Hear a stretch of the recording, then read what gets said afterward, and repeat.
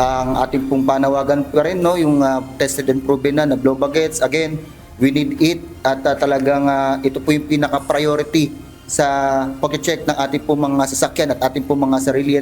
Tiyakin na nasa kondisyon ang sasakyan at ang sarili. Ito ang muling ipinaalala ng Philippine National Police Highway Patrol Group o PNP-HPG sa ating mga kababayan, lalo na ang gagamit ng motorsiklo pauwi sa kanilang probinsya ngayong long holiday. Ayon kay PNP Highway Patrol Group spokesperson, Police Lieutenant Naday Malang, inaasahan na nila ang pagkakaroon ng mabigat na daloy ng trapiko lalo na sa mga kalsada pauwi ng North at South Luzon. Talagang alamin natin yung ruta ng ating pong mga destinasyon at muli may mga congestion na mangyayari po dito po sa ating mga lansangan, and then we do recommend pa rin sa ating mga kabayan talagang planuhin po yung ating pong paglalakbay ngayong Semana Santa at even the summer vacation 2025. Ayon pa sa PNP Highway Patrol Group, mahigpit din nilang babantayan ang Marilaki Highway upang matiyak na may iwasan ang aksidente sa naturang kalsada.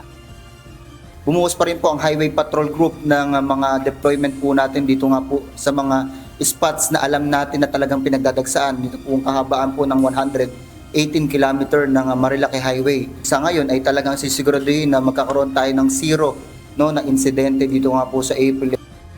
Sa tala ng PNP-HPG, umabot sa 11 noong Enero, 7 noong buwan ng Pebrero at 2 nitong Marso ang naiulat na aksidente sa Marilaki Highway. Samantala, nasa 840 naman na tauhan nila ang ide-deploy upang tumulong sa pagbabantay sa mga pangunahing kalsada at bus terminal sa bansa.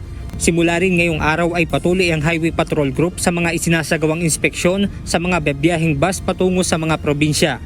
Kabilang sa tinitignan ng mga otoridad ay kung nasusunod ng mga kumpanya ang blow baguettes at pagiging roadworthiness ng bibiyaheng bus. Unang-una po dyan, no, syempre para malaman din po ng HPJ kung talagang well-documented or legal yung mga bus na talaga pong tutulong or maghahatid sa ating pong mga kabayan. Lalo tigit nga, syempre, yung mga ingress and egress dito mga bus terminals natin.